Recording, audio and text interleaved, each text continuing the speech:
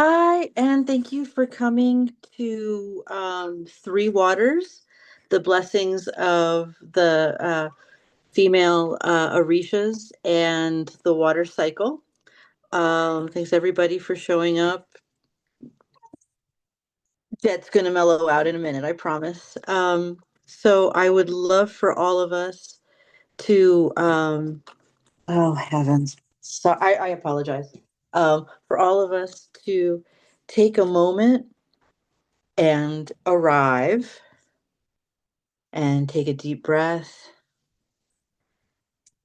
And I'd really like to invite the spirits of water, sacred planetary water, to come in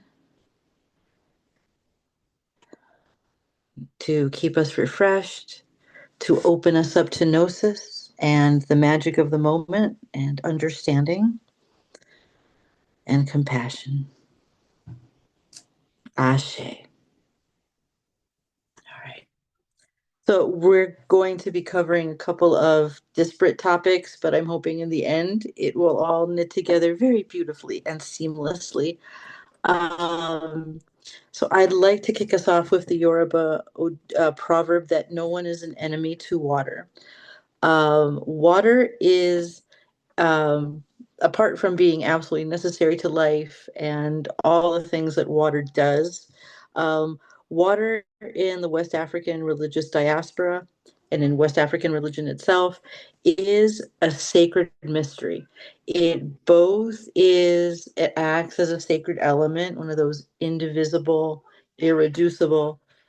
Excuse me, ladies, I am so sorry. Jet out, go. There you go.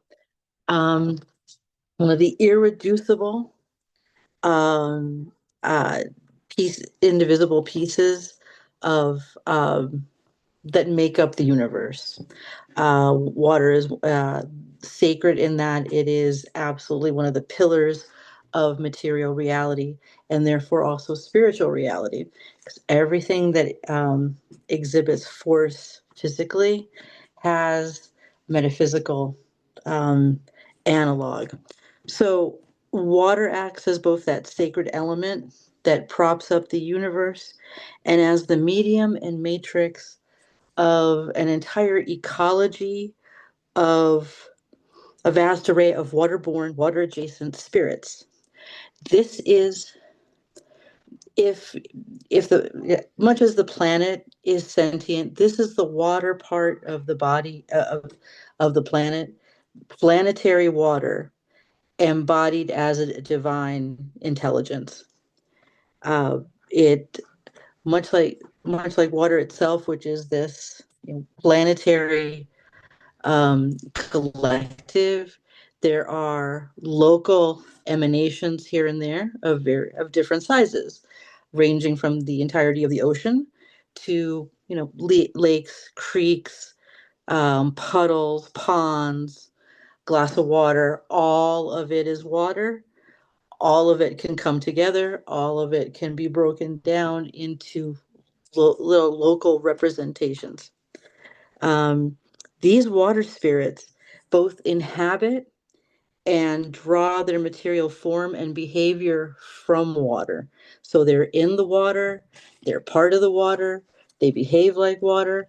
Every physical aspect of water is also present metaphysically. And that's the magic that they offer up, whether we are talking about the immensity of Yemaya, whose physical body is the ocean, whose physical body is 75% of the planet and all of that life within her, to uh, tiny water spirits in, a small lake, a pond, a creek, the rain. So water needs to be understood as both, in this religious context, as both physical object and the physical force that it exerts in the world, and that it is an entire ecology of spirits that move around in it, that act through it, that act upon it, that are part of um, that are part of the psychic awareness of the planet itself. So when we go make offerings at a river or a lake or a holy well, what we're really what one of the things that we're engaging with is the this divine planetary intelligence kind of rising up in the form of water and using water as both its medium and its metaphors. Uh, it is no surprise that the most popular and most noted female Orisha uh, are associated very, very heavily with water in its different forms, because all water is water, but all water um, water is itself a constantly turning cycle. It's constantly moving from one form to another, from one place to another. Um, this is part of water flows. Water flows, and it water flows continuously. So even even the most stagnant puddle is still in flow because it's evaporating. It does Water does not stay, although it can be moving very, very slow, like when it's frozen, it's always in some kind of flow. It's always in flux. It's the cycle of water is constantly moving, with water turning from one state of matter, because it exists as both a liquid and as a liquid and a solid and a gas at different times. It moves from one place to another. It moves, it enlarges, and it expands, and it contracts and becomes smaller. It is filtered and becomes clean. It gets dirty. It's constantly changing. Um, all water that is, the planet itself, our planet is a closed environment. All water that exists now is all the water that's ever been and ever will be. It doesn't go out into outer space. Outer space does not bring us water. It is a closed environment. So that constant, continual movement of the water cycle uh, is one of the most impactful natural processes going on that form our planet, and therefore brings in an incredible amount of uh, spiritual gnosis and spiritual connection for us. Uh, Now, the three-step process of the water cycle itself is a little reductive, because it is a very it's a very intricate and elaborate uh, system as it goes through, and it's always moving.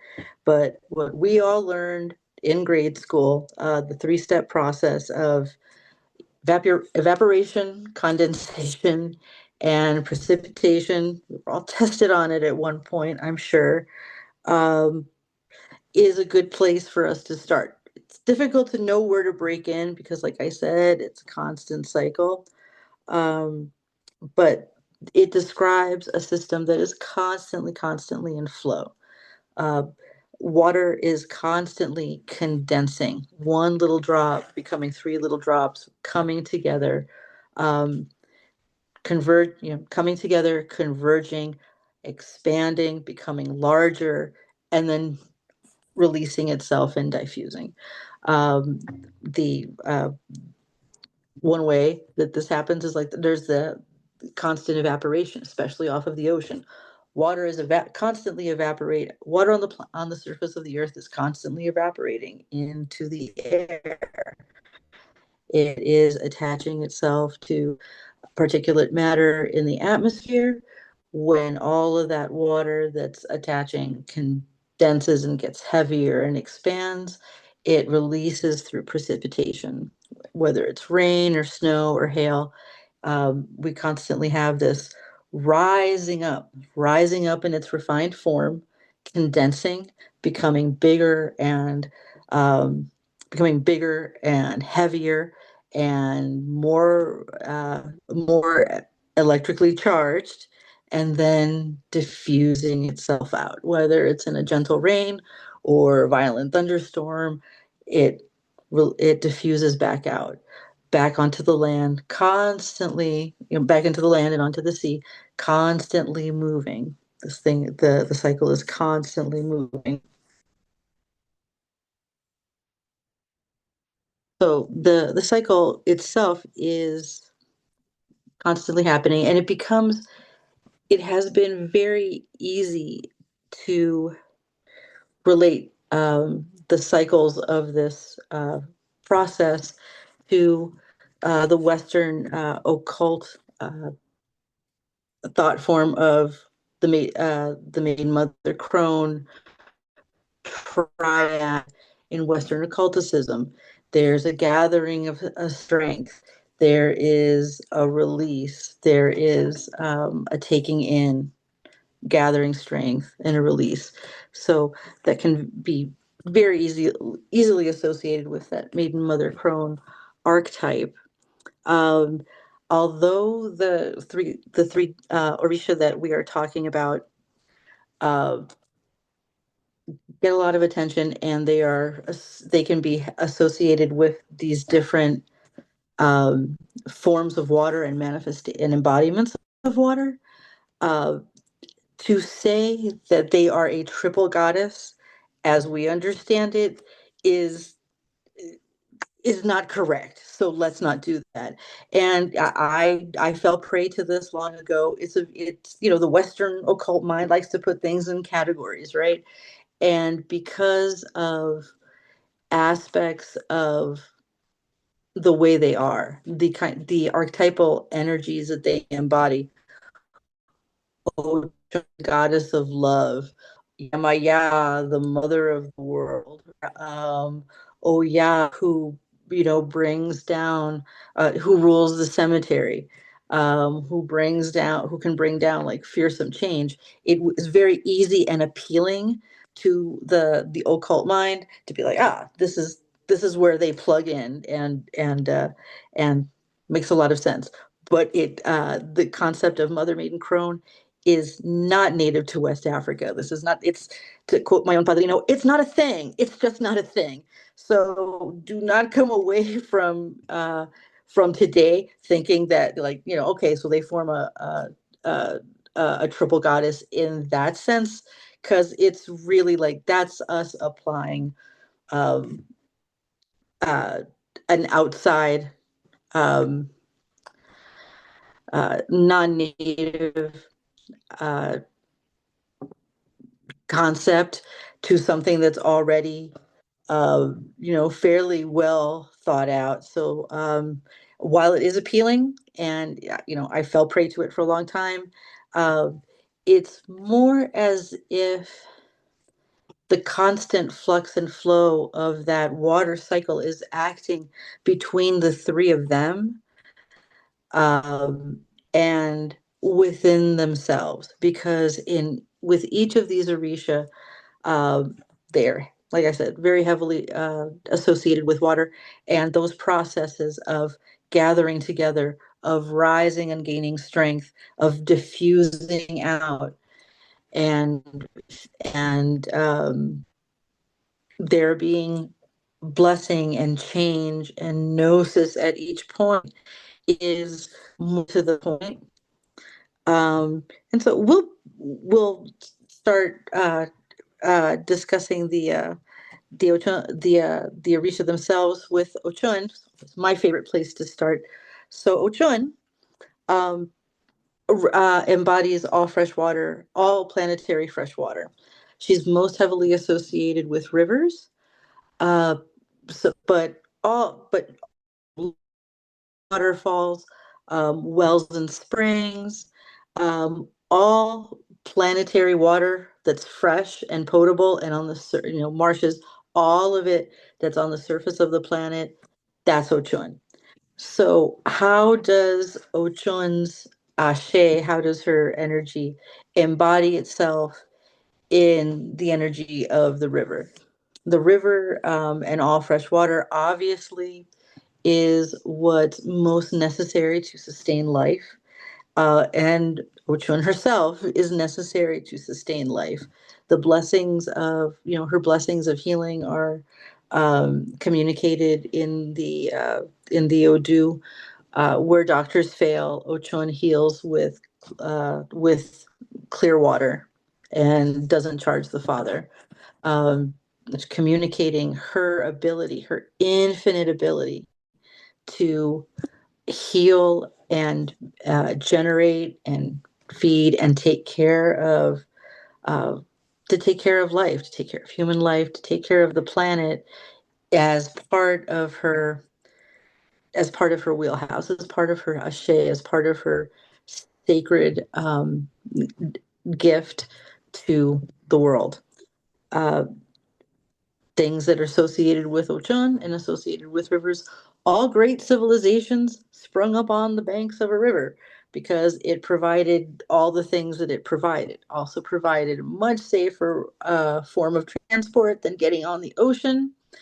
Um, so the Nile, uh, Tigris and Euphrates, all the Amazon, the sacred cenotes of the Yucatan, where the Mayans were at, all of these um,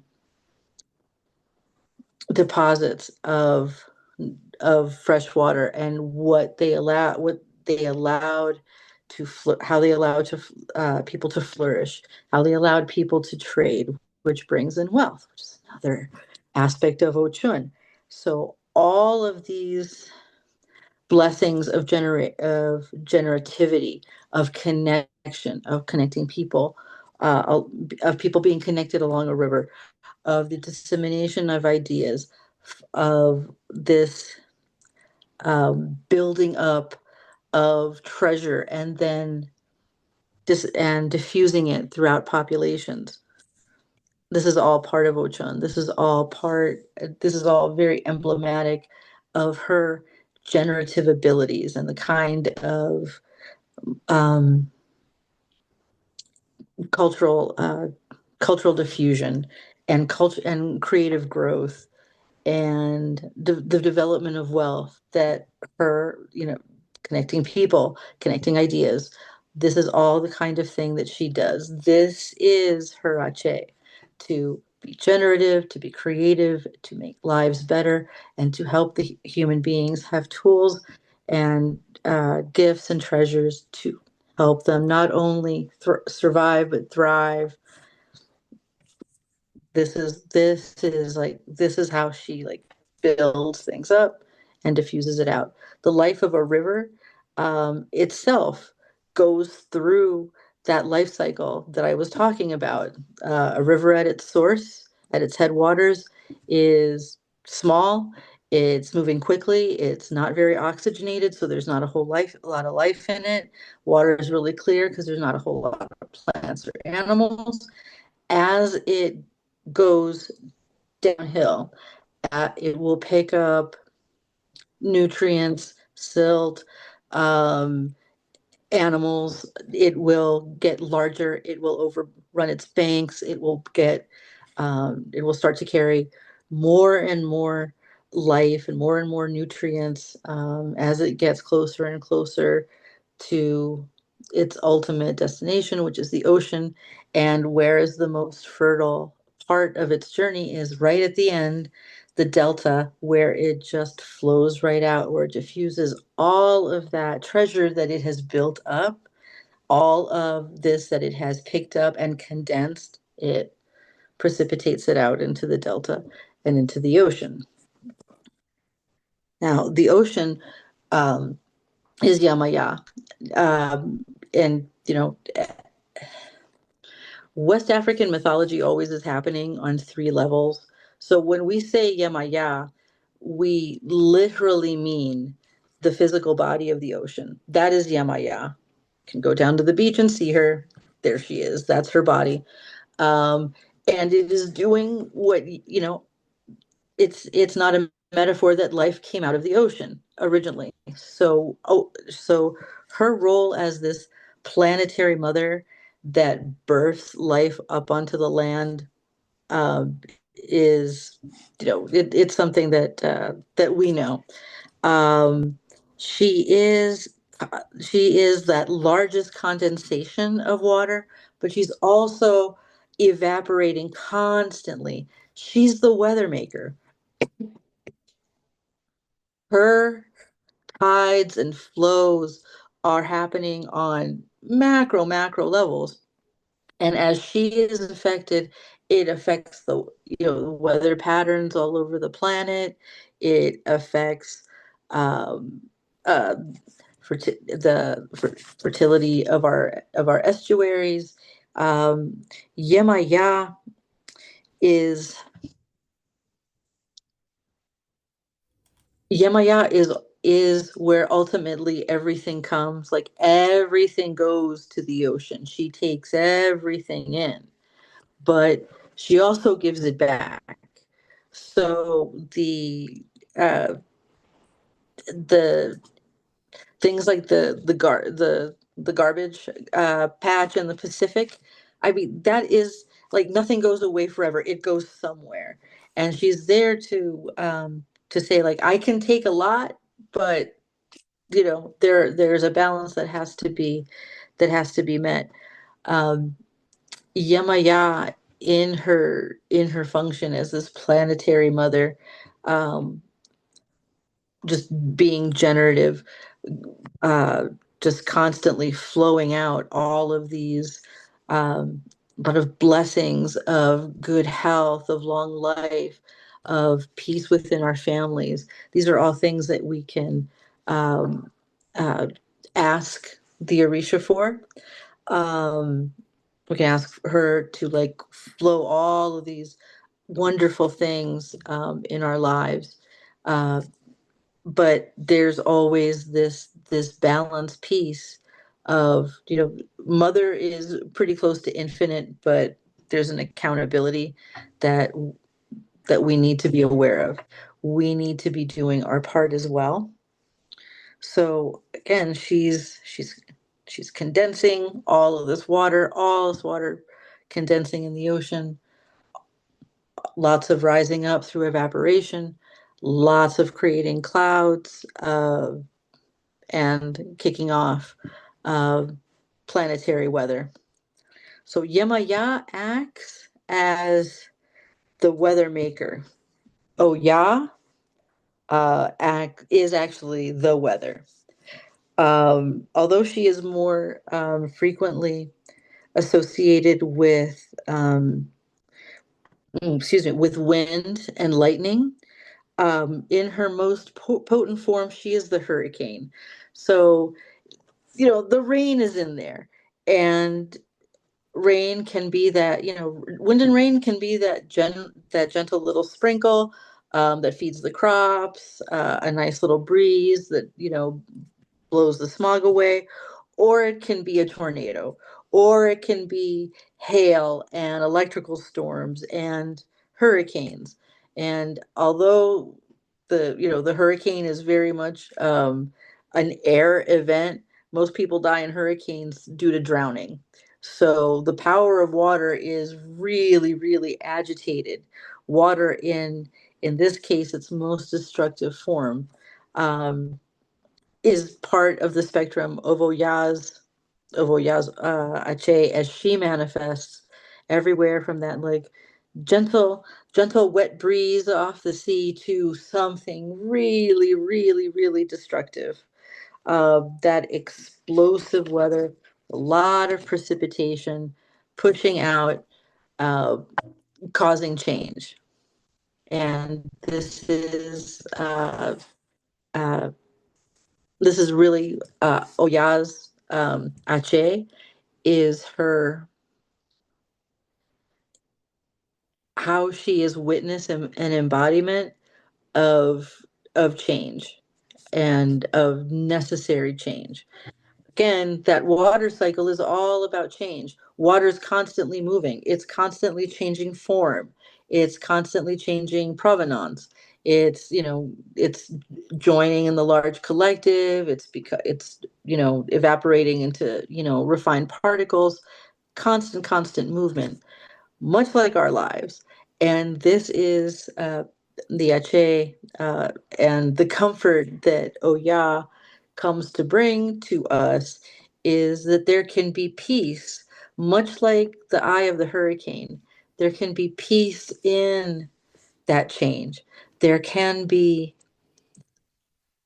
there can be grace and there can be surrender while we there's all of this change going on because we can release, because we can surrender with grace, because we can let go and allow the changes to come and not cling to what has been before. um, Change comes to us all, right? That water cycle is constantly changing, constantly changing. And just as the planet is 75% water, so are we. We get acted upon by the moon and the lunar tides. Our water body is, key to our health or disease. Um, so, of course, water will act upon us. Um, our ability to navigate life change, to be effective when we pivot, when we adapt, to be open minded enough to take in new ideas, to call upon uh, our instincts, our memories, but to be discerning about how we proceed in that moment of change, in that moment of transition, so that we're not whipped around, but we're like observing change and leaning into it as opposed to resisting. All of that, all of those things are the blessings of Oya to come into moments of difficulty for human beings and our tight little grip on what makes us comfortable and feel safe, because that's a very human thing too. But to come in so that we can lean into the change, lean into the wave, receive the blessing of the change without being flattened by it, and to do necessary preparation so that we're not caught off guard when the rainy day comes, when unexpected calamity befalls us, or when we just have to say to let go of things that we were attached to, that have served their purpose, and now it's time for them to go and for us to move on. She's the one who helps us navigate and pivot. So this is how these three Orisha come up, and while they have their own very separate provenance, and they don't really have much